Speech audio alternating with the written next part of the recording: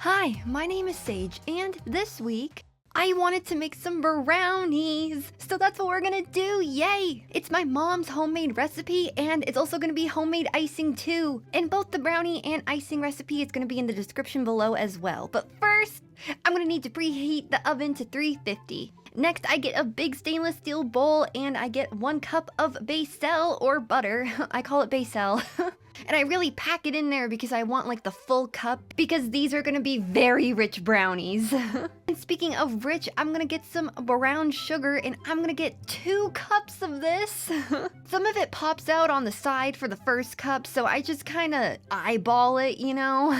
And for the second cup, I add in just under 1 cup because of that one piece that popped out before was a little hefty.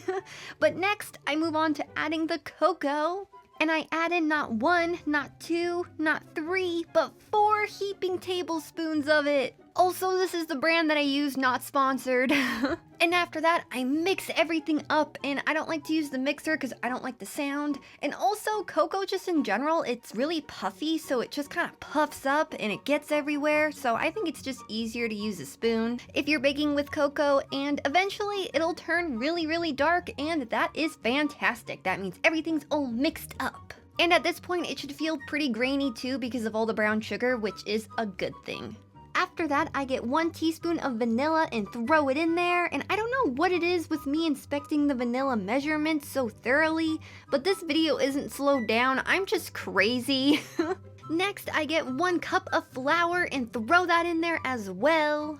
And now it's time to add in the eggs, and just like the cocoa, I don't just add 1 or 2 or 3, I add 4 eggs. And once they're all added, it's now time to mix everything up all over again. And in case you're crazy like me and want to know everything, like every little detail, how I tell something is done mixing is when I can swirl it around and I don't see any separated ingredients. And this took me around 2.5 minutes to hand mix. And now that that's done, I get to use the Pam and I shake it all up before then spraying it all over the 9x13 pan. Next, I dump the brownie batter into the pan, and I like to get every last piece that I could possibly get from it because it's so good. And after that, I use my spoon and smooth everything out as much as I can before then popping it into the oven. And I pop it into the oven for 30 minutes, and once it's done, this is what it looks like. And now it's time to make the homemade icing, so I get some icing sugar and I measure out 2 cups. Before then breaking out some more basil, and I get 2 tablespoons of that and throw that in there as well. And these are just regular tablespoons, they're not like the heaping ones of cocoa that I added earlier. But speaking of cocoa, of course I'm gonna add some to the icing, and I add in 2 regular tablespoons. After that, I add in 4 tablespoons of hot water, and I pour them into a mini bowl that I like to call a saucer bowl, before then adding it to the icing mixture. And the last thing that I add in is 2 teaspoons of vanilla. And once that's done, I get to start mixing, and the icing takes a very long time to mix by hand. At least it does for me because it's just super thick. And since I like to be very thorough with my mixing, this takes a hot minute. This icing has a tendency to have air pockets of unmixed icing sugar hiding, so really make sure you go ham and mix everything up, especially at the bottom. And now I get to icing the brownies, yay! And if I had to guess, this is probably 10 to 15 minutes after they came out of the oven, so they're still nice and warm. I know for cakes you want them to be nice and cold before putting icing on, but not for these brownies.